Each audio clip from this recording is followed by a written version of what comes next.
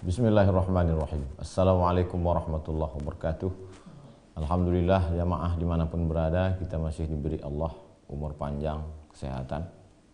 Maka kita jaga, khusus di saat menebarnya virus corona ini, kita jaga dengan tetap di rumah. Kalau terpaksa mesti keluar rumah mencari nafkah, maka tetap berusaha ikuti petunjuk dokter. Idza wusidal amru ila ghairi ahli fantaziris sa'ah. Kalau diberikan suatu perkara bukan pada ahlinya, tunggulah kehancuran. Jadi dalam masalah kesehatan, ya kita ikut anjuran dokter, sahabat-sahabat kita, jamaah kita. Kemudian kalau kena juga, di situ mesti ada keyakinan. La ini jitama'atil ummatu ala ayyadurruka bisyai'in la yadurruka illa bisyai'in qad kataballahu alaik. Berkumpul seluruh orang di dunia ini mau memudaratkanmu, tidak akan terjadi kalau bukan karena memang sudah takdir Allah.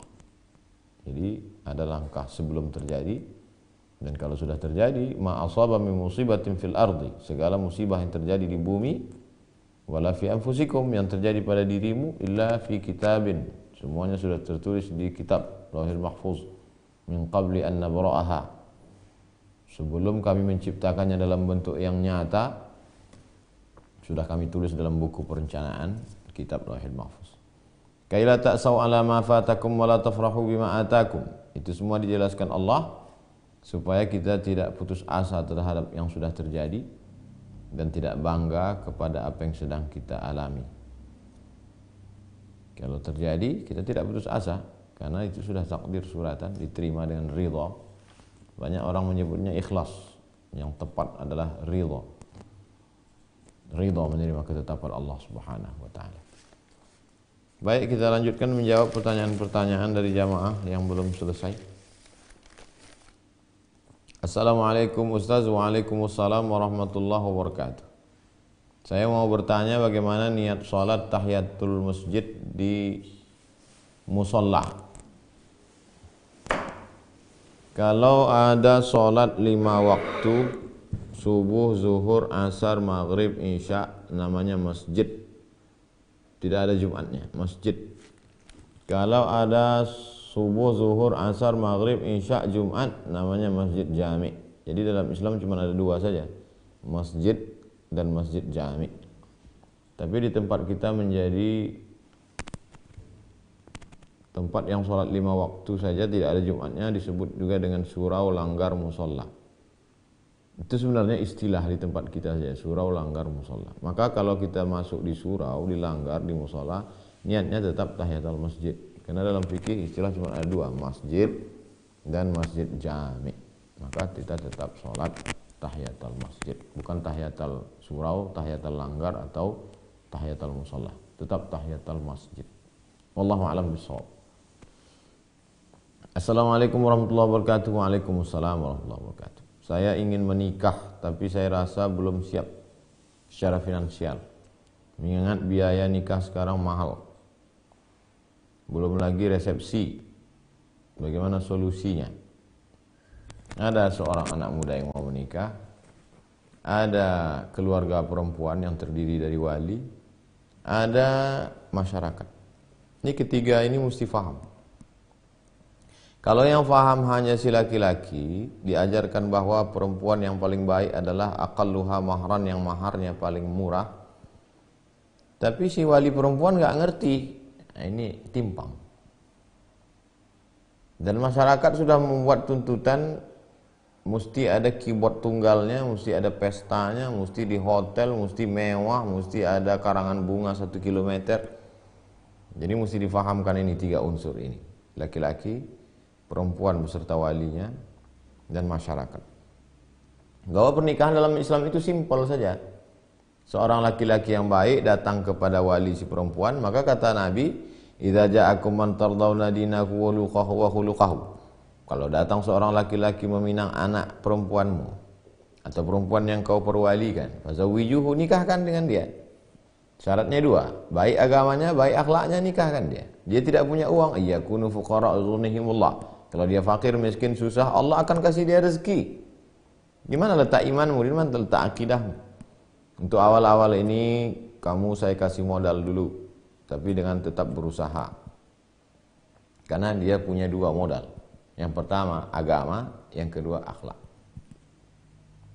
Si laki-laki pula memilih perempuan, tungkahul mar'atu li arba', perempuan dinikahi karena 4, limaliha karena anak orang kaya, wali hasabiha karena keturunan alim ulama, bangsawan, wali jamaliha karena cantiknya. Jangan kau pandang yang 3 ini, pandang yang keempat, fasfar bidzatid din, pandanglah karena agamanya, taribat siadaka, maka kau akan selamat. Jadi Nabi sudah atur itu, yang 2 ini sudah diselamatkan. Nah, bagaimana dengan masyarakatnya? Aulim walau bisyatin. Buatlah kenduri selamatan walaupun hanya memotong seekor kambing. Makna seekor kambing itu, kalau orang Arab seekor kambing itu ngumpul 10 orang. Itu seekor kambing. Kalau ayam 2 orang atau 1 orang. Begitu porsi makannya. Buatlah kenduri walaupun hanya seekor kambing, walaupun yang datang hanya 10 orang. Artinya kecil. A'linu hadzal nikah. Nikah jangan diam-diam tapi umumkan, iklankan. Waja'aluhu fil masajid, buat akadnya di masjid. Kenapa di masjid? Karena masjid kalau dibuat akad di masjid pasti orang banyak tahu, masjid terbuka, salat subuh, zuhur, asar, maghrib, isya, orang tahu. Wadribu alaihi biddufuf, pukulkan gendang. Pukul gendang hadrah selawatan supaya untuk hiburan. Gendang ini dipukul biasanya Id, hari raya, Idul Fitri, Idul Adha, dan ketika perayaan diantaranya walimah nikah. Jadi simpel sederhana. Wali yang punya anak gadis melihat laki-laki itu agama dan akhlaknya, laki-laki juga melihat perempuan itu karena agamanya, berkumpul mereka, masyarakat juga datang mendoakan barakallahu lakum wa baraka alaikum wa jama'a bainakum fi khair, selesai.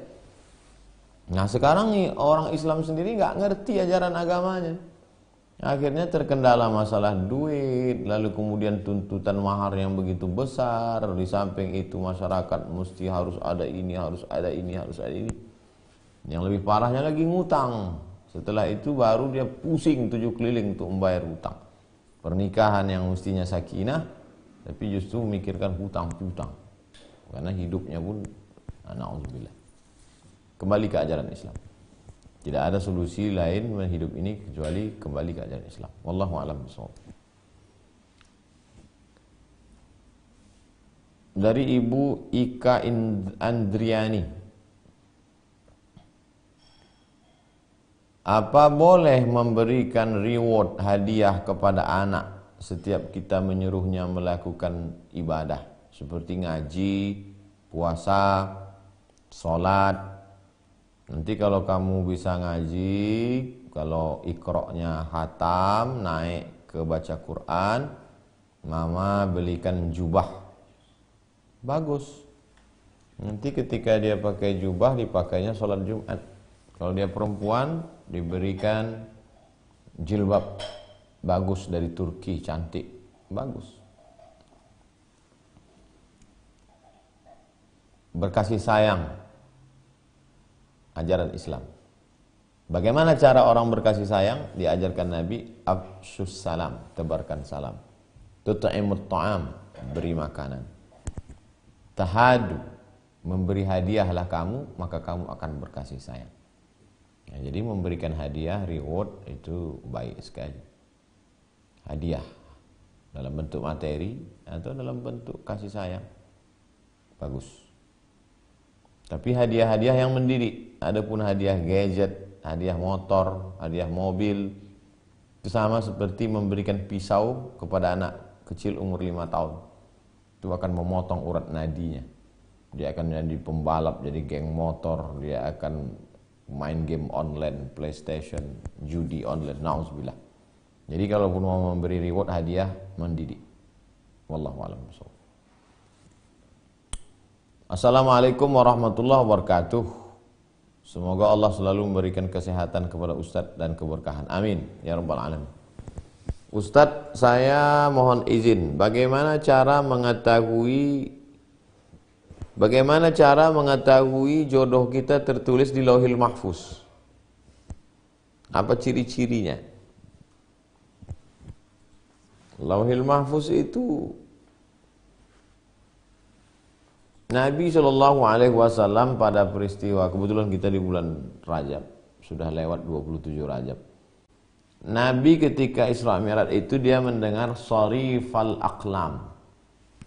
Bergesernya pena di papan. Papan tempat menulis itu namanya lauh. Papan yang dijaga oleh malaikat namanya lauh mahfuz. Kalau pena digeserkan di papan itu, coba ambil kapur tulis, geserkan di papan tulis, terdengar suara krik. Sharifal aqlam. Nabi Muhammad SAW sampai ke situ. Dia mendengar suara gesekan pena di lauhil mahfuz. Ini pertanyaannya, ini berarti dia mau Isra Mi'raj. Dia mau nengok di lauhil mahfuz itu nama siapa yang tertulis di situ. Jadi itu Nabi Muhammad SAW itu yang punya cerita. Kita hanya berusaha saja. Nabi pun kalau tidak diberitahu Allah tentang yang gaib, dia tidak tahu. Oleh sebab itu, innama qul, katakan ya Muhammad SAW, innama ana basyarum mithlukum, aku manusia biasa seperti kamu, yuha ilayya, biasanya aku dapat wahyu. Kita enggak dapat wahyu. Nah, oleh sebab itu kita hanya berusaha, kalau suka karena akhlaknya, karena budi pekertinya, karena kebaikannya, maka ya dia sampaikan bahwa dia mau menikah. Ta'aruf, habis itu khitbah, habis itu akad. Bahwa orang yang beriman itu ada firasat, ya ittaqu firasatal mu'min. Takutlah kamu pada firasat orang beriman. Fa innahu yanzuru binurillah. Karena dia bisa memandang karena ada cahaya dari Allah SWT. Karena ibadahnya baik, khusyuknya baik. Minta pendapat orang. Ma khaba man istakhara wa ma nadima man istashara. Tidak akan sia-sia orang yang mau istikharah dan tidak akan menyesal orang yang mau mendengar pendapat orang lain. Tanya siapa yang pengalamannya lebih banyak, orang tua, tokoh masyarakat, alim ulama, nenek mama, tokoh adat. Itulah usaha kita. Wallahu a'lam bishawab. Dari Nani Evita. Assalamualaikum warahmatullahi wabarakatuh. Waalaikumsalam warahmatullahi wabarakatuh. Bagaimana membuat anak kita gemar suka pada Quran, sementara anak SMP itu sedang menuju masa puber, lebih mengidolakan tokoh atau musik barat? Dia hidupnya di mana? 2. Rumah, sekolah. Di sekolah dia berapa jam? Dari jam 8 pagi, 9, 10, 11, 12 full day. 1, 2, 3, 4. Maka di 8 jam itu buat dia di sekolah yang mengutamakan Al-Quran. Bohong besar membuat anak SMP, SMA, SD cinta Quran kalau di sekolahnya sekuler, liberal. Tidak ada pendidikan Quran. Masuk pagi baca Quran dulu. Kemudian ada hafalan tasmi', hafalan Quran ke guru. Di mikrofon sekolahnya juga suara-suara MP3 Al-Quran. 8 jam itu dia Quran. Tontonan di kantinnya juga qori-qori internasional. Teman-temannya juga sibuk. Kamu sudah hafal berapa juz? Kamu sudah. Itu yang pertama, hafalan Al-Quran. 8 jam. Pulang dia ke rumah. Jam berapa dia pulang? Jam 4, jam 5 sampai rumah. 6, 7, 8, 9, 10. Jam 10 dia sudah tidur.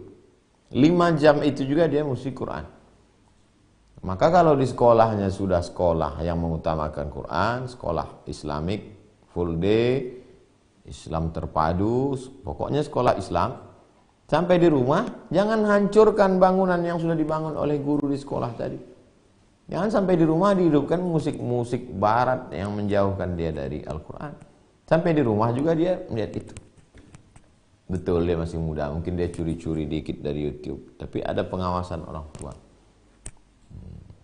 Kalau yang dua ini dijaga, di sekolah dijaga oleh guru, di rumah dijaga orang tua, teman-temannya juga bisa dikontrol, insya Allah selamat. Tapi kalau sekolahnya tidak mengedepankan Quran, di rumah tidak ada pengawasan, bapaknya sibuk, ibunya pula wanita karir, dia berteman dengan orang yang tidak jelas akhlak pendidikan agama, kiamat sudah dekat. Nauzubillah. Mari perbaiki kembali pendidikan anak-anak kita. 3. Sekolah, rumah, pergaulan. Wallahu a'lam bishawab. Assalamualaikum warahmatullahi wabarakatuh. Pak Ustadz, bagaimana solusi? Saya mau datang ke rumah seorang akhwat untuk menyampaikan niat baik, ingin melamarnya. Tapi saya takut ditolak. Gimana solusinya Pak Ustadz? Jangan datang sendiri. Bawalah orang yang disegani oleh keluarganya. Cari informasi. Kira-kira ayahnya, bapaknya suka pengajian. Bawalah, minta pendapat ustadz, guru mengaji, imam masjid, tokoh masyarakat, tokoh adat, orang yang dikenal baik. Rekomendasi. Ya ayyuhalladzina amanu taqullah. Ya orang-orang yang beriman, ittaqullah, takutlah kepada Allah. Wabtaghu ilaihil wasilah, carilah wasilah, carilah perantara. Kepada Allah saja pun kita tidak ujuk-ujuk langsung, tapi ada wasilah. Wasilahnya apa? Amal soleh. Wasilah kita kepada Allah itu siapa? Muhammad sallallahu alaihi wasallam. Begitu juga dengan bapak si perempuan tadi, siapa wasilahnya? Pak RT, tokoh masyarakat, tokoh adat. Nah, ini dibawa, merekomendasikan. Karena orang tidak kenal, al-insan a'da'u ma jahilu. Orang pasti akan memusuhi yang tidak dia kenal. Pokoknya kalau nggak kenal, bawaannya musuh. Tapi begitu kenal, ini siapa ini? Ini orang baik Pak Haji. Alhamdulillah, silaturahmi. Kalau baik, Allah mudahkan jalan. Minta kepada Allah, ya Allah kalau ini baik, mudahkan jalan. Tapi kalau ini tidak baik bagi agama saya, bagi dunia saya, bagi keluarga saya, maka jauhkan. Minta yang terbaik menurut Allah Subhanahu wa taala. Wallahu a'lam bishawab. Assalamualaikum Ustaz. Waalaikumsalam warahmatullahi wabarakatuh. Nama saya Dini. Bagaimana menghadapi anak yang suka marah-marah? Maka komunikasi yang paling dekat dengan seorang anak adalah ibu. Karena ibu yang mengandungnya 9 bulan 10 hari. Anak itu adalah bagian dari tubuh ibu. Keluar dari tubuhmu, keluar dari dalam badan. Bayangkan itu hebatnya hubungan ibu dengan anak. Setelah itu dia pun tidak bisa hidup tanpa ibu. 2 tahun dia dari cairan tubuh si ibu, air susu ibu. Makanya kontak jantungnya. Seringkali ketika seorang ibu di rumah tiba-tiba saja teringat dia dengan anak. Apalagi ada sesuatu peristiwa yang terjadi di sekolah, di tanah lapang, di jalan raya. Oleh sebab itu hubungan ibu mesti dijaga. Jadi kalau tiba-tiba saja anaknya marah-marah, ibu mesti tahu kenapa dia marah. Dari mana marah itu datang? Dari dalam hati. Lalu diungkapkan di lidah. Nah, ibu mesti tanya, speak up, ngomong, bicara. Kenapa kamu marah? Apa penyebabnya? Jadi ada memang orang yang tidak mau bicara, dia diam, dia simpan, maka ibu mesti bertanya, kenapa? Apa sebabnya? Diselesaikan. Apa masalahnya? Apa solusi? Dengan pandangan agama. Wallahu a'lam bishawab. Assalamualaikum Ustaz. Waalaikumsalam warahmatullahi wabarakatuh. Menurut Ustaz, baiknya seorang pelakor yang sudah taubat. Seorang pelakor yang sudah taubat atau penghibah yang membicarakan pelakor. At-taibu minadz dzambi kama la dzambalah. Orang yang bertaubat seperti tak berdosa. Jadi kalau ada pelakor dalam pertanyaan ini dalam kurung sudah dinikahi. Dia pelakor. Sudah dinikahi, sudah taubat, sudah pakai hijab, sudah ngaji. Dia tak berdosa, kama la dzambalah. Sementara yang membicarakan ini orang ngaji, dia sedang buat dosa baru. Jadi kamu nggak dapat apa-apa. Orang sudah baik. Oh itu dulu penjahat, itu pelakor, sekarang aja udah tobat. Iya dia udah tobat sekarang. Man satara musliman satarallahu yaumal qiyamah. Siapa yang menutup aib saudaranya, maka Allah akan menutup dosa-dosanya pada hari kiamat. Masalah masa lalu dia serahkan kepada Allah Subhanahu wa taala. Tuba liman syaghalahu aibuhu an ayubin nas. Berbahagialah orang yang sibuk memikirkan aib cacat dirinya sehingga dia lupa membicarakan aib cacat orang lain. Yang dia pikirkan bagaimana mata saya, bagaimana telinga saya, bagaimana pikiran saya, bagaimana ibadah saya, bagaimana sholat saya, bagaimana bacaan Quran saya, bagaimana tahajud saya, bagaimana nanti saya menghadap Allah, bagaimana nanti saya mati sakaratul maut, saya dapat su'ul khatimah atau husnul khatimah. Bagaimana nanti saya pertanyaan mungkar nakir, bagaimana saya dikubur itu selamat atau tidak dari azab kubur, bagaimana bangkit daripada mahsyar, apakah saya dapat naungan atau tidak. Itu yang perlu kita pikirkan. Jangan kita pikirkan itu dia dulu pelakor kok bisa nikah. Na'udzubillah. Wallahu a'lam bishawab. Bismillah. Assalamualaikum warahmatullahi wabarakatuh. Waalaikumsalam warahmatullahi wabarakatuh. Ustaz, mohon doanya. Ibu saya sedang sakit dirawat di ruang ICU. Doa-doa para jamaah yang hadir. Bismillahirrahmanirrahim. Alhamdulillahirabbil alamin arrahmanirrahim maliki yaumiddin iyyaka na'budu wa iyyaka nasta'in ihdinas siratal mustaqim siratal ladzina an'amta 'alaihim ghairil maghdubi 'alaihim waladdallin amin. Allahumma shalli ala sayyidina Muhammad wa ala ali sayyidina Muhammad. Allahumma inna natawassalu ilaika bihaqqi nabiyyika Muhammad sallallahu alaihi wasallam wa bisirril Fatihah. Antashfi mardana wa tarham mautana. Dengan kemuliaan Nabi Muhammad SAW, dengan kemuliaan surat Al-Fatihah, kami mohon kepada Engkau ya Allah, sembuhkan saudara kami. Bagi yang sudah meninggal dunia, lapangkan kuburnya, berikan rahmat-Mu ya Allah. Allahumma dafa'na al-ghala wal waba wal fahsya wal riba wal zina wal munkar. Selamatkan kami dari segala malapetaka, bencana, musibah, perbuatan keji dan munkar. Doa apa saja yang disunnahkan Rasulullah SAW saat mendoakan orang yang sakit? A'idzuka bi kalimatillahi tammati min kulli syaitani wa hammati wa min kulli ainin lammah. A'idzuka bi kalimatillahi tammati min kulli syaitani wa hammati wa min kulli ainin lammah. Aku mohon perlindungan kepada Allah supaya Allah melindungimu min kulli syaitani wa hammatin, dari syaitan dan segala yang mengganggu, wa min kulli ainin lammah, dari penyakit yang disebabkan oleh mata, penyakit ain yang menyusahkan, yang menyulitkan, yang mencekam, yang mencela, yang merusak, yang mengganggu. Bismillahirrahmanirrahim, dengan nama Allah yang maha mulia. Rabbil arsyil azim, wa Rabb, pemilik arsy yang agung mulia. Ayyashfiyak, Allah Ta'ala menyembuhkan. Bismillahirrahmanirrahim, dengan nama Allah yang maha menyembuhkan. Bismillahirrahmanirrahim, dengan nama Allah yang menunaikan janji. Bismillahirrahmanirrahim, dengan nama Allah yang mencukupkan. Ishfi mardana, sembuhkan saudara kami. Syifaan ajilan la yughadiru saqaman birahmatika ya rahimin. Kesembuhan yang segera tidak akan kumat untuk selamanya. Engkau maha pengasih lagi maha penyayang. Wassallallahu ala sayyidina Muhammad alhamdulillahirabbil alamin. Bacakan doa-doa itu kepada saudara kita yang sakit. Assalamualaikum warahmatullahi wabarakatuh. Waalaikumsalam. Saya Abu Bakar. Bagaimana caranya membangkitkan ekonomi umat sementara banyaknya supermarket di tengah kita? Pertama, mesti difahami bahwa ekonomi bagian dari ajaran Islam. Jangan Islam agama ekonomi, enggak, agama ekonomi. Makanya dalam Islam diajarkan antada'a warasataka aghniya, kau tinggalkan anakmu ahli warismu dalam keadaan mampu secara finansial ekonomi, khairun, lebih baik, min antada'a lahum allatan, daripada kau tinggalkan mereka dalam keadaan miskin susah melarat, yatakaffafuna 'alan nas, minta-minta kepada orang. Yang sampai meninggalkan generasi yang miskin susah melarat. Makanya mencari rezeki tapi yang halalan thayyibah. At-tajirus saduqul amin, pedagang yang jujur dan amanah, ma'an nabiyyin was-siddiqin wasyuhada was-salihin. Kalau dia mati dia akan bersama para nabi, bersama syuhada, orang yang mati syahid, bersama orang-orang saleh. Itu ditanamkan dalam diri. Idza qudiyatis shalah, kalau sudah salat, fantashiru fil ard, bertebaran di atas muka bumi, Allah wabtaghu min fadlillah, cari karunia Allah SWT. Tapi orientasinya bukan dunia oriented. Kalau sudah dapat duit untuk apa? Bangun sekolah, pesantren, tahfiz, gratis, anak yatim, fakir miskin, du'afa, untuk dakwah.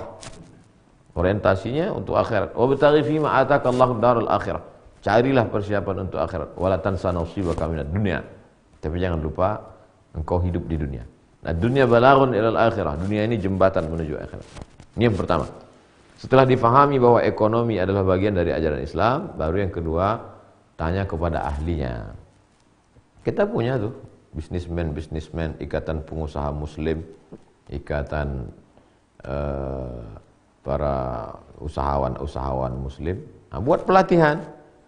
Hobinya apa? Ternak ikan, ternak ayam, ternak puyuh, cocok tanam, kebun sawit, kebun karet, kebun vanila, kebun cengkeh, kulit manis, banyak. Tanamkan bahwa bagian dari Islam ekonomi. Yang kedua, tanya kepada ahli, dan ada support dari pemerintah. Maka kalau pemerintah mensupport ini, maka akan ada pelatihan-pelatihan, akan ada Makanya di antara doa kita minta pada pemimpin yang adil supaya dia perhatikan ekonomi umat. Kalau ada orang yang lesu, yang susah dililit hutang, Nabi mengajarkan minta perlindungan dari 8. Allahumma inni a'udzubika minal hammi wal hazan. Jauhkan aku dari susah hati dan kesulitan, wal ajzi wal kasal. Jauhkan aku dari lemah dan malas, wal jubni wal bukhul. Jauhkan aku dari pengecut dan pelit, wa dhala'id daini wa ghalabatir rijal. Jauhkan aku dari dililit hutang dan dikuasai orang lain. Itu sebenarnya doa membangkitkan semangat untuk bangkit, ada semangat. Banyak modal kalau tak ada semangat bangkit, habis modal. Banyak tanah kalau tak ada semangat, tanah itu dijual untuk makan. Nauzubillah. Wallahu a'lam bishawab. Assalamualaikum warahmatullahi wabarakatuh. Bagaimana orang bisa cepat hafal Quran dan hadis? Sebetulnya otak kita itu menangkap informasi itu berawal pertama dari titik. Pertama kali titik.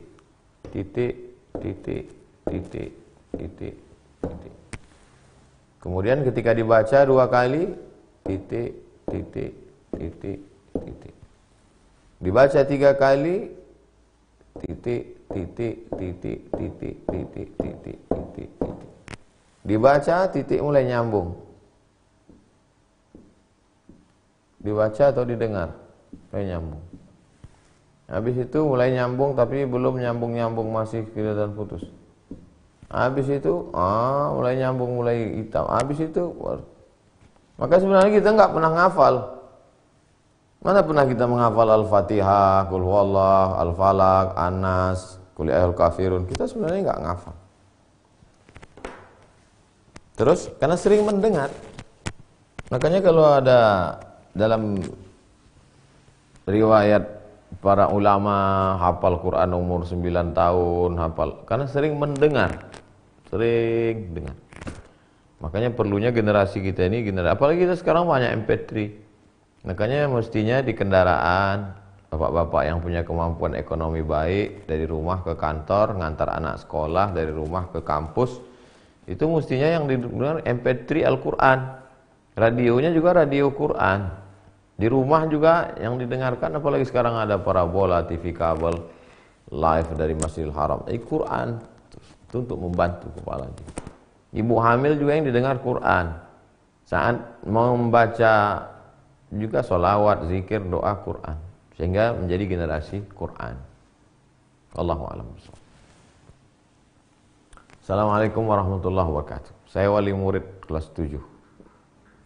Ibu Hafsah binti Umar. Bagaimana cara mendidik anak di luar jam pelajaran? Karena anak kalau sudah di luar jam susah untuk diajari.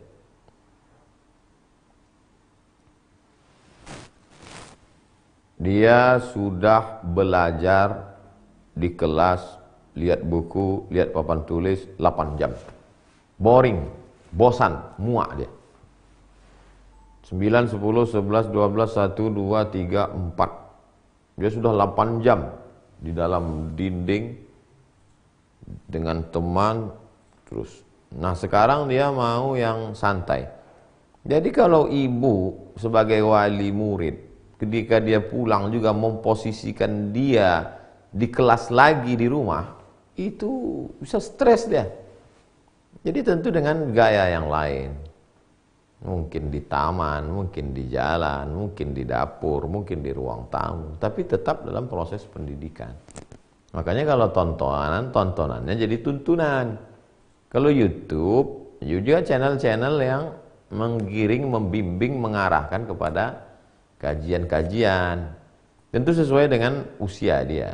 Itu banyak sekali channel di YouTube bagaimana anak kecil baca Quran, bagaimana animasi yang sejarah Islam.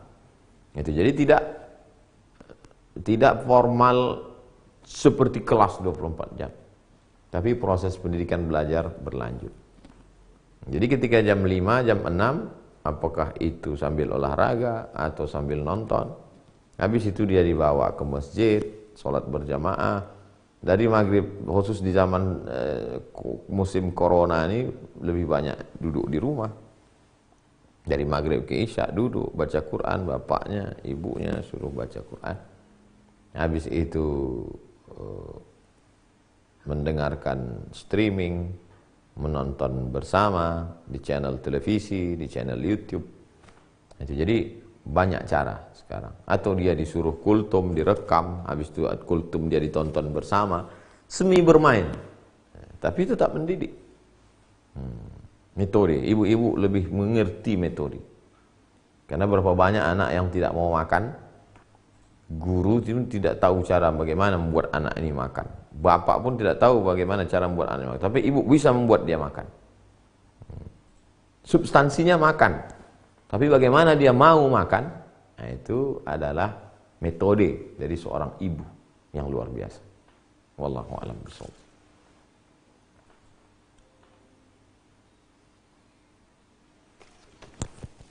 Assalamualaikum warahmatullahi wabarakatuh. Bagaimana mengqadha salat yang sudah tinggal dan diwajibkan mengqadha salat sunat? Wajib mengqadha yang sudah tinggal dulu. Mazhab paling tua Imam Hanafi, nomor 2 Imam Maliki, nomor 3 Imam Syafi'i, nomor 4 Imam Hambali. 4 mazhab sepakat wajib mengqadha, mengganti salat yang tinggal dulu. Teknis cara pelaksanaannya, setelah selesai salat fardu terus salat qadha. Subuh besok, habis salat subuh, qadha. Dalam hati niatnya, Allahu Akbar. Kalau mau dilafazkan, usolli fardhu subhi raka'ataini qada'an lillahi ta'ala. Habis salat zuhur gitu lagi. Berapa lama? Sebanyak berapa lama dulu salat itu ditinggalkan. La kafarata laha illa dzalik. Tidak ada yang dapat menebus salat itu kecuali salat itu sendiri. Sepakat 4 mazhab. Atau cukup salat sunat taubat saja. Salat sunat taubat tidak bisa menghapus salat-salat yang dulu. Salat sunat taubat tidak bisa menghapus puasa.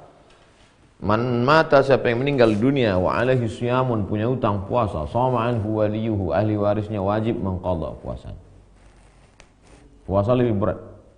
Karena ahli waris wajib mengqadhakan puasa. Wallahu a'lam. Assalamualaikum Ustaz. Waalaikumsalam warahmatullahi wabarakatuh. Semoga Ustaz selalu diberi kesehatan dan selalu dalam lindungan Allah. Amin ya rabbal alamin.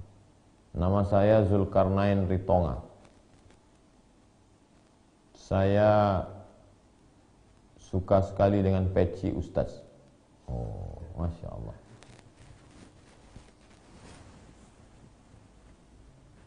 Suka itu tidak bisa dipaksa.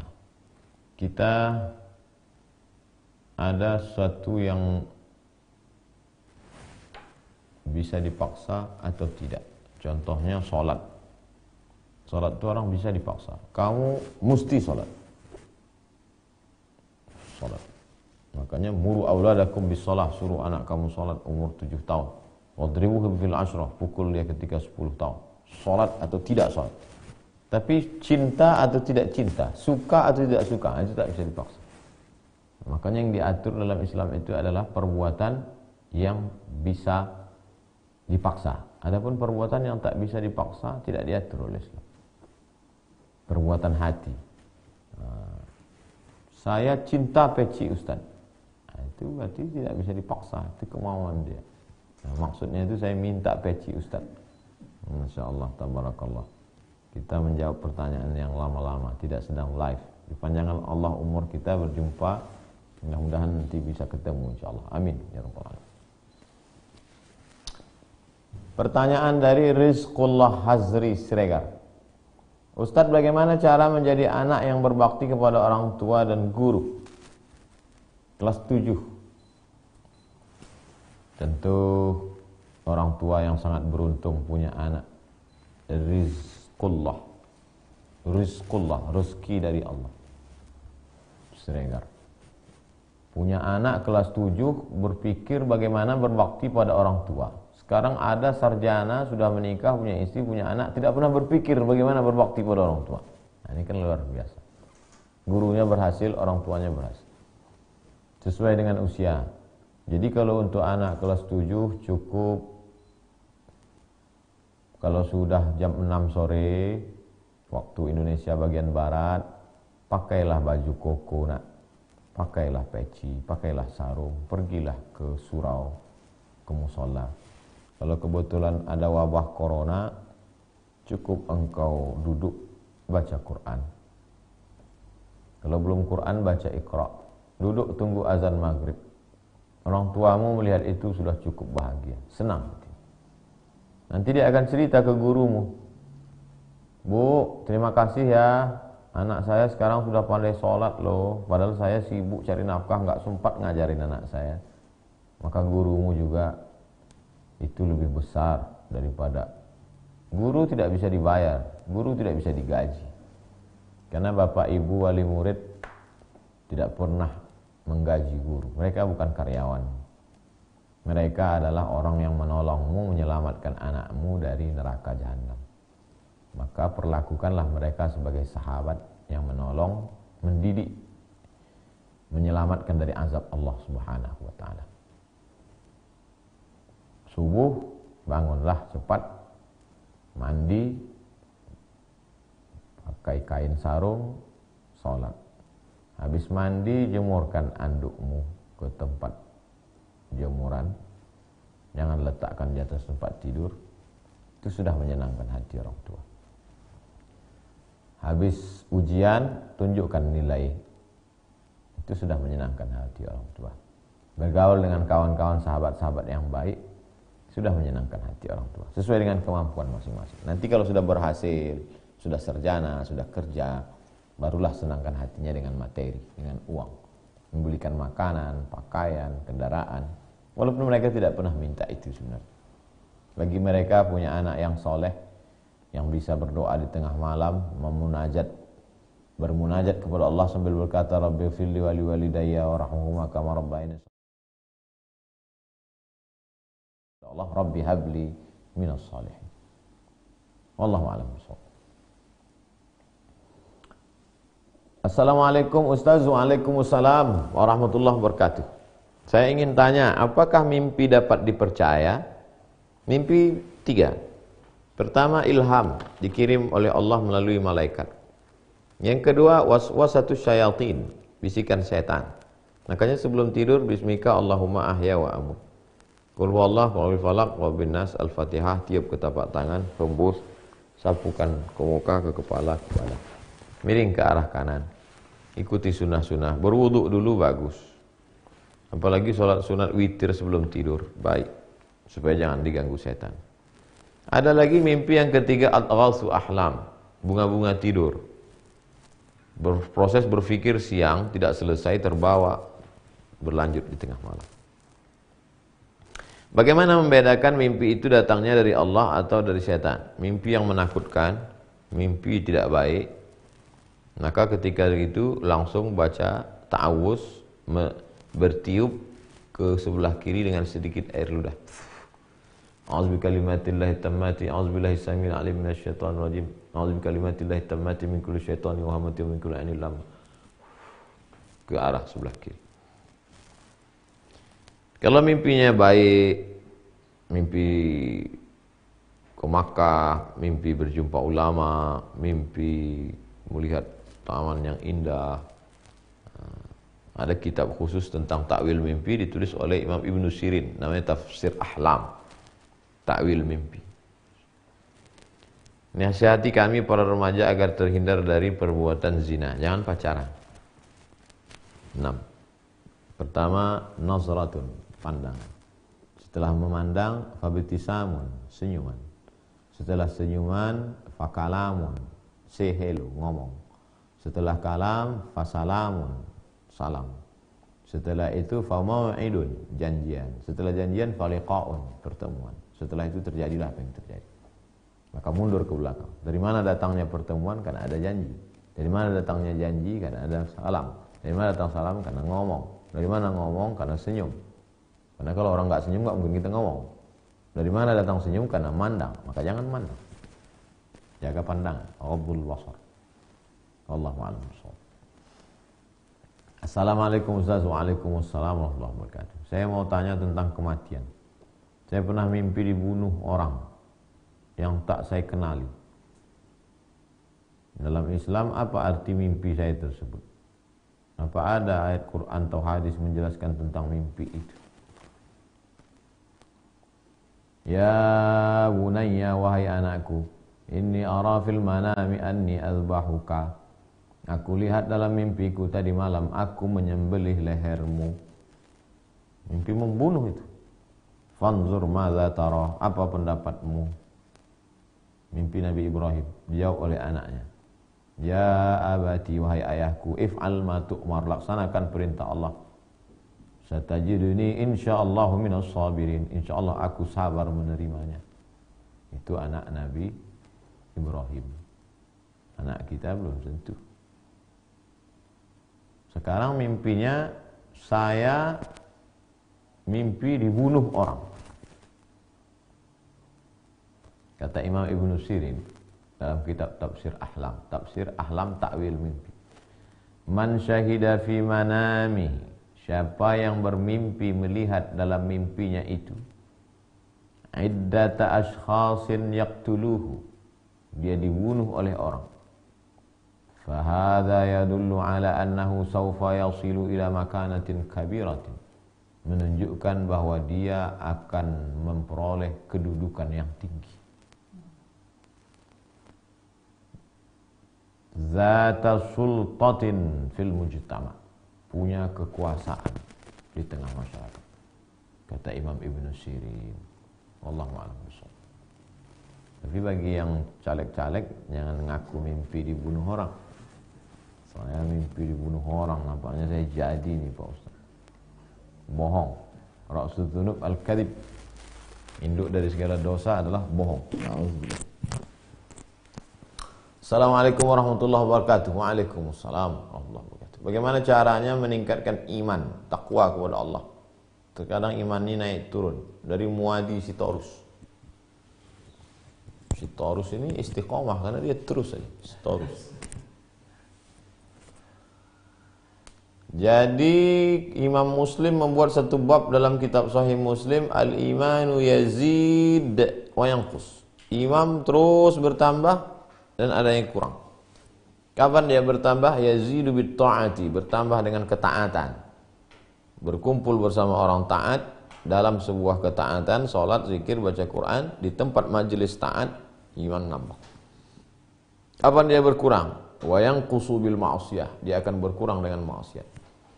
Maka kalau punya grup WhatsApp, coba perhatikan grup. Ada berapa grup di handphone? 10 grup. Grup mana yang membuat kita taat? Grup mana yang membuat kita maksiat? Grup yang membuat maksiat, out, cabut, resign. Mau tidak mau, hidup singkat. Nggak tahu kita kapan mati. Di kantor, punya komunitas kawan-kawan yang pecinta. Kalau ngumpul masyarakat, kalau ngumpul, kira-kira Ustadz apa yang kita undang nanti kajian sore Kamis, sore. Nanti kira-kira hari Sabtu, hari Ahad kita buat program tabligh akbar apa. Nanti subuh Ahad kita subuhan di masjid mana, dengan biker subuhan, dengan komunitas hijrah. Kalau membuat taat, lanjutkan. Kalau buat maksiat, stop. Wallahu a'lam bishawab. Assalamualaikum Pak Ustaz. Waalaikumsalam warahmatullahi wabarakatuh. Saya Ibu Yati. Pak Ustadz, gimana cara mendidik anak di zaman modern ini dengan lingkungan gadget yang membawa pengaruh negatif, sedangkan anak sangat susah untuk dibatasi memegang gadget? Pertama, ibu jangan sampai tidak tahu password gadget anaknya. Tidak ada itu umur 18 tahun tulis di pintu, lalu kemudian dia berkata, excuse me, izinkan. Memang betul kita ngetuk pintu karena takut mungkin terbuka auratnya. Tapi kalau sampai dia punya privasi, boleh membawa pacarnya, saya sudah 18 tahun, terserah saya, jangan ikut, jangan masuk privasi saya, itu bukan pendidikan Islam. Itu orang barat punya kerja. Kita, man ala thalatha banatin, membesarkan 3 anak perempuan, fa'addabahunna, dididik dengan pendidikan yang islami, wa zawwajahunna, nikahkan dengan orang baik-baik, wa ahsana ilaihinna, buat baik sampai mati. Dalam Islam pendidikan itu bukan 18 tahun, minal mahdi ilal lahdi, dari buayan hingga ke liang lahat. Nah, jadi beri gadget, tapi gadget untuk komunikasi. Boleh ada tontonan, tapi sekaligus tuntunan. Channel YouTube apa yang kamu lihat? Siapa? Di sekolah juga, sekolahnya yang mengarahkan dia kepada akhlakul karimah, menutup aurat. Maka pilihlah sekolah, lihat kurikulumnya, berapa pelajaran agamanya, bagaimana guru-gurunya di sekolah. Kalau gurunya mengajak party, gurunya tidak berhijab, gurunya juga pacaran, gimana anak-anak kita? Seorang bapak tidak akan mungkin melepas istrinya yang sedang hamil ke bidan yang tidak jelas sekolahnya. Dia pasti akan cari bidan berijazah, karena dia takut nyawa istrinya melayang dan nyawa anaknya melayang. Bagaimana mungkin seorang ayah dan ibu bisa melepas pendidikan anaknya? Ini bukan nyawa, lebih daripada nyawa. Karena nyawa habis mati, selesai.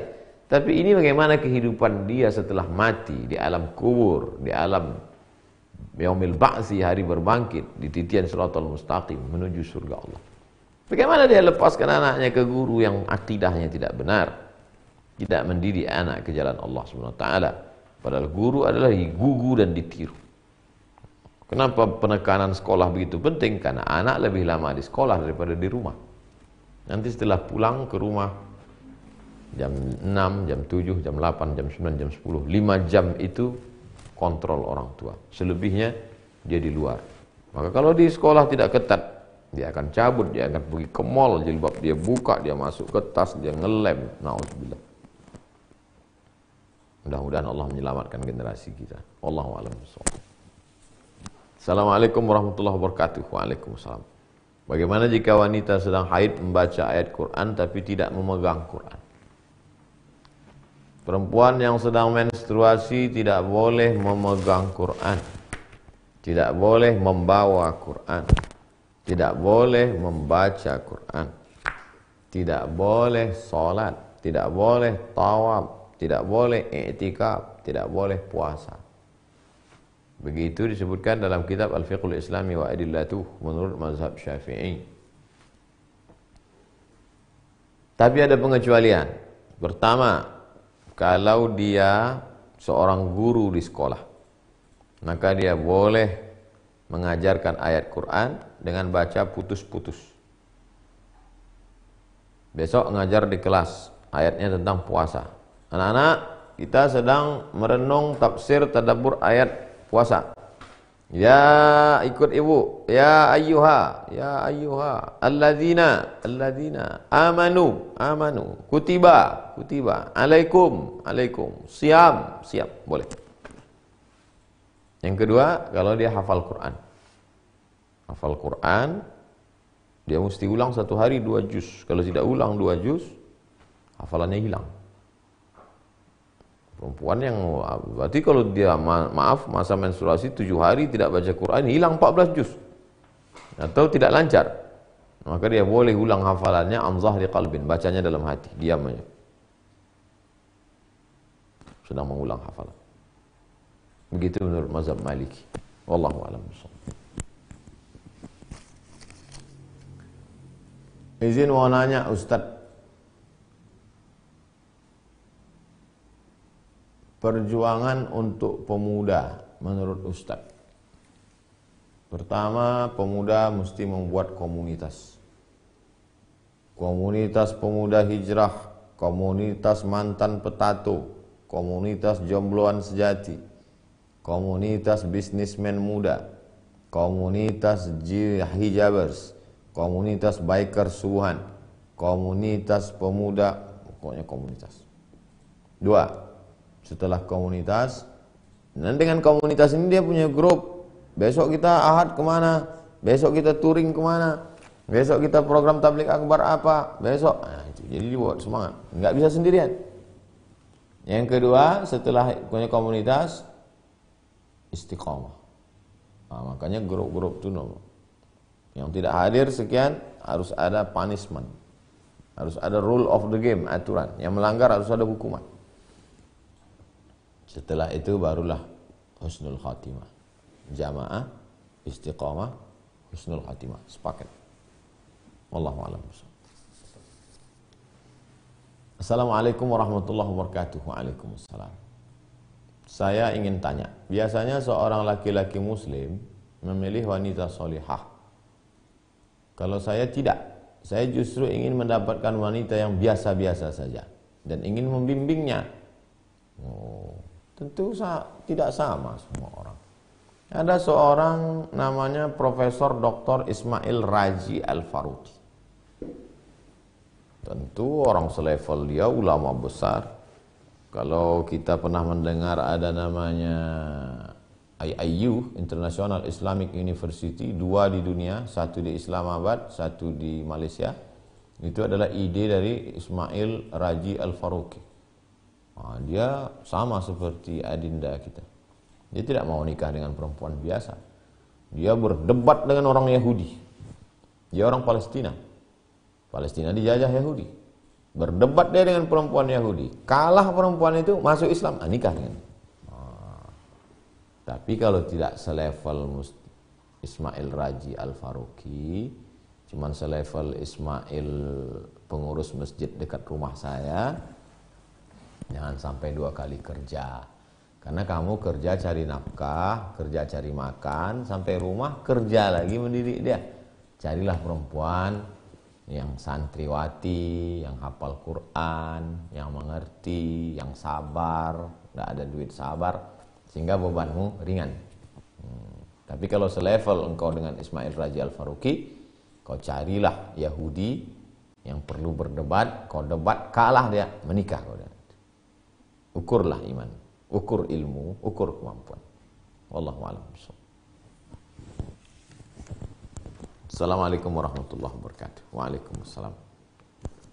Apakah sama sholat fajar dengan sholat qabliyah subuh? Jawabannya bisa dilihat dalam Sahih Muslim.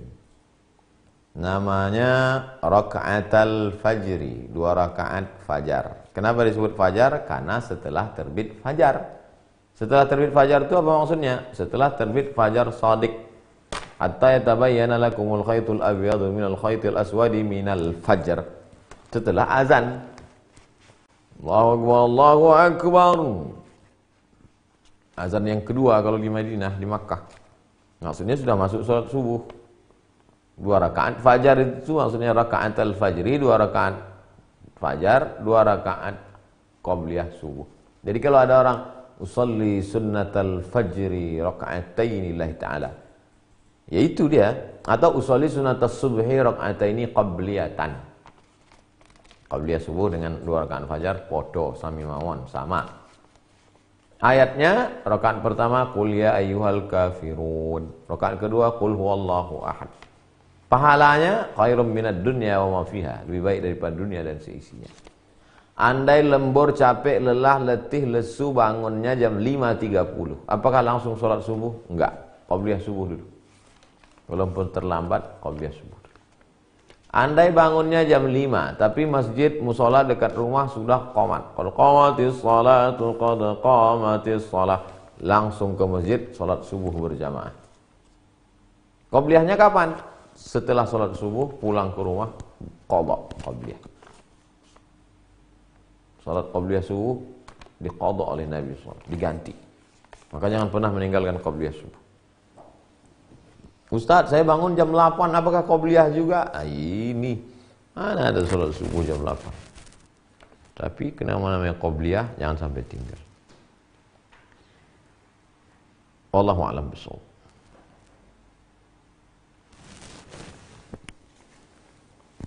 Assalamualaikum warahmatullahi wabarakatuh. Waalaikumsalam warahmatullahi wabarakatuh.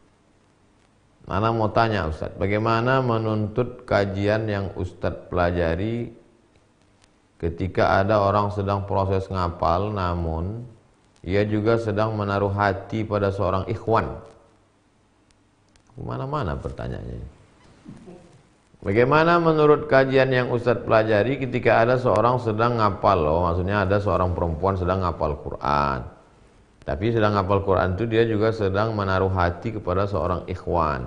Jadi dia sambil nengok Quran, nengok ikhwan. Bainal Quran wal ikhwan. Begitu juga ikhwan tersebut. Ikhwan itu juga suka sama dia. Lalu beliau berniat untuk menghalalkan saya. Oh, ikhwan tadi mau meminang dia. Dan tetap menyuruh saya untuk melanjutkan hafalan saya. Saya juga bersedia. Berarti kalian pacaran. Mana ada ikhwan pacaran sama akhwat? Kalau laki-laki tadi mau sama kamu, bukan kamu dihubunginya. Kalau dia mau sama kamu, dia datang pada walimu. Datang dia pada bapakmu. Pak, saya suka dengan anak bapak itu, dia hafal Quran. Saya mau punya istri hafal Quran, supaya anak-anak saya nanti juga hafal Quran. Saya mau makmum saya hafal Quran, supaya kalau imamnya salah, dia yang meluruskan, Pak. Gitu, bukan ke kamu, dia bilang, aku mau nikah sama kamu, hafal Quran. Tak betul. Setelah itu nanti bapakmu bertanya, itu ada tadi anak datang, katanya dia mau sama kamu. Tapi kamu hafal aja dulu, selesai hatam nanti baru nikah. Bagus. Mudah-mudahan dipertemukan Allah di majelis yang baik insyaallah. Amin ya rabbal alamin. Bagaimana menurut pandangan Ustadz mengenai organisasi himpunan mahasiswa Islam? Apakah relevan dengan perjuangan Islam hari ini? Mudah saja ngecek. Kita kalau mau ngukur besi, ada orang bawa besi logam pakai detektor. Kalau ngukur jauh, kilometer. Kalau ngukur berat, kilogram. Kalau ngukur ini ormas, organisasi, partai, kelompok, majelis, benar nggak benar, ngukurnya mana? 3. Pertama, akidahnya mesti ahlus sunnah wal jamaah. Yang kedua, ibadahnya mesti sesuai menurut sunnah. Akidah dulu, setelah itu ibadah. Ketiga, berakhlakul karimah. Kalau ketua HMI, ADART-nya, pengurus-pengurusnya, anggotanya, akidahnya ahlus sunnah, ibadahnya sesuai sunnah, berakhlakul karimah, ikut, lanjutkan. Kalau tidak, perbaiki kalau sanggup dari dalam. Tak sanggup memperbaiki, cari lain yang sesuai dengan Islam.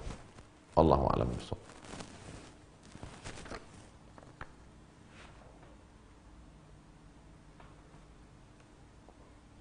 Pertanyaan berikutnya, kenapa Ustadz Somad jadi Ustadz? Ada orang mau jadi foto model, pergi ke Jakarta, gagal jadi foto model, coba-coba kultum, menari, terus jadi Ustadz. Itu namanya mendadak Ustadz.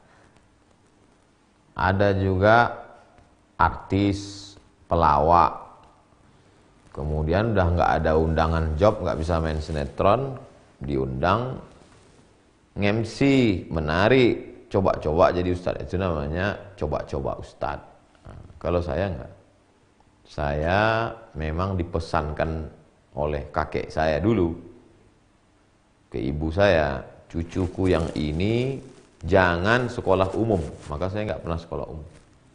SD Al-Wasliyah, Madrasah Sanawiyah Muallimin, Aliyah 3 kelas 1 Muallimin, kelas 1 Darul Arafah, kelas 2 Muallimin, kelas 3 Nurul Falah Air Molek Indragiri Hulu. Habis itu S1 2, 1 YIN enggak selesai. Habis itu Al Azhar, S2 2 UKM University Kebangsaan Malaysia enggak selesai. Habis itu Maroko, S3 Sudan Islamic Omdurman Islamic University. Jadi saya tidak pernah sekolah umum. Karena saya dipesankan mesti sekolah agama, mesti jadi ustaz. Makanya saya selalu sampaikan, saya sampai mati jadi ustaz. Selagi sehat, panjang umur, diberikan kesempatan jadi ustaz. Bisa jadi ustaz di stadion, tabligh akbar. Bisa jadi ustaz di masjid, khutbah. Nggak bisa karena corona, streaming. Kalau virus corona ini masuk juga ke YouTube, nulis buku. Nulis buku nggak boleh dicetak. Saya tulis saja, simpan. Nanti saya mati, anak saya Mizian Hazik mencetak. 20 tahun lagi dicetak. Nah, jadi tidak ada berhenti hidup. Berhenti berarti mati. Dalam Islam tak boleh berhenti. Fa idza faragta fansab. Selesai satu aktivitas, lanjutkan aktivitasnya. Wa ila rabbika farghab. Engkau berharap kepada Allah Subhanahu wa taala. Gantungkan harapanmu kepada Dia. Wa huwa ala kulli syai'in qadir. Dia Maha Kuasa. Yang tidak perlu sulit bagi Dia. Innama amruhu idza arada syai'an ay yaqula lahu kun fayakun. Wallahu a'lam bishawab. Assalamualaikum Ustaz. Waalaikumsalam. Apa boleh salat qadha jamaah dengan salat ada? Apa boleh salat qadha jamaah dengan salat adaan dan sebaliknya? Salat qadha itu dilaksanakan setelah salat berjamaah. Salat berjamaah zuhur besok, habis salat zuhur salat lagi sendiri qadha. Atau posisinya begini,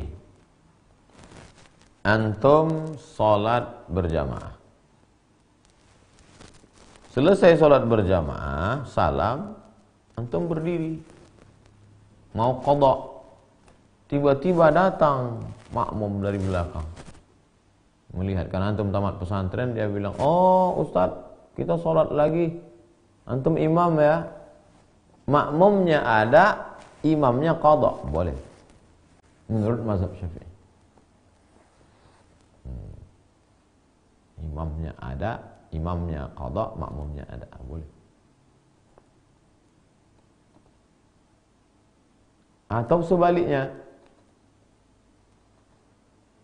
sudah salat orang berjamaah di masjid, kemudian masuk kloter kedua, datang bapak-bapak makmum di situ, dia lihat ada orang salat lagi, dia ikut lagi. Imamnya ada, makmumnya qadha, boleh juga. Karena dalam mazhab Syafi'i tidak disyaratkan antara imam dengan makmum mesti sepaket. Mana dalilnya? Dalilnya ketika Nabi sedang salat berjamaah, selesai salat Nabi pulang ke rumah. Kemudian ada sahabat yang duduk di Masjid Nabawi. Tak berapa lama datang orang kampungnya. Sampai di masjid, dia mau sholat, karena sahabat ini senior dekat dengan Nabi, dia suruh jadi imam. Sahabat itu sholat lagi sekali lagi. Sholat yang kedua itu sunat, makmumnya wajib. Itu dalil boleh berbeda sholat imam dengan sholat makmum. Imamnya wajib, imamnya sunat, makmumnya wajib.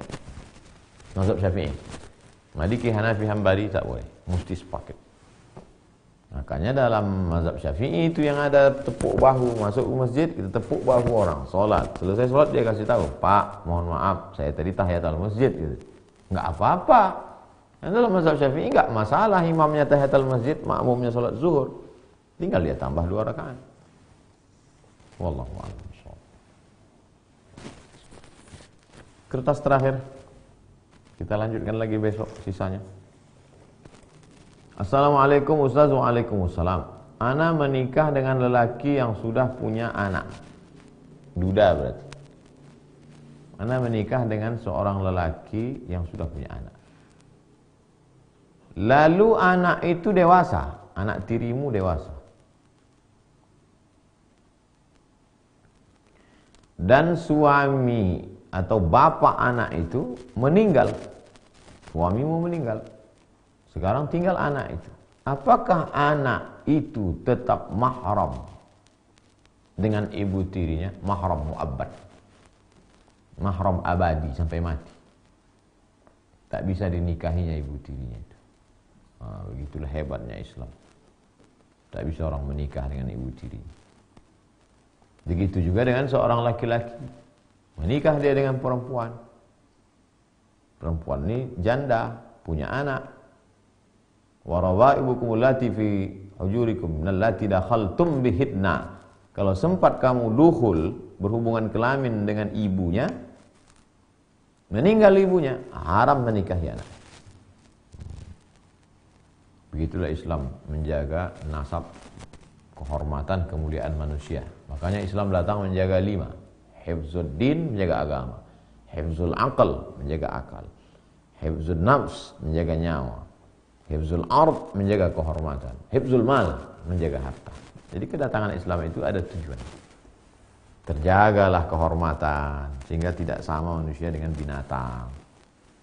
Menjaga hewan-hewan tidak dimakan semuanya, sapu rata saja. Wallahu a'lam bishawab.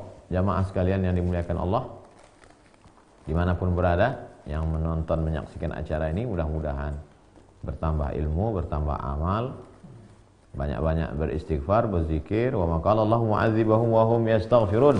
Allah tidak akan menurunkan azab selama kita banyak-banyak beristighfar. Astaghfirullahalazim. Banyak-banyak berselawat. Allahumma shalli ala sayyidina Muhammad wa ala ali sayyidina Muhammad. Allahumma inna natawassalu ilaika bihaqqi nabiyyika Muhammad sallallahu alaihi wasallam wa bi sirril Fatihah. Kami mohon kepada Engkau dengan kemuliaan Nabi Muhammad, dengan kemuliaan salawat, dengan kemuliaan surat Al-Fatihah, an tadfa'anna al-ghala wal waba wal fahsya wal riba wal zina wal munkar. Jauhkan dari kami segala malapetaka, bencana, bil khusus wabah corona ini. Selamatkan negeri kami ya Allah.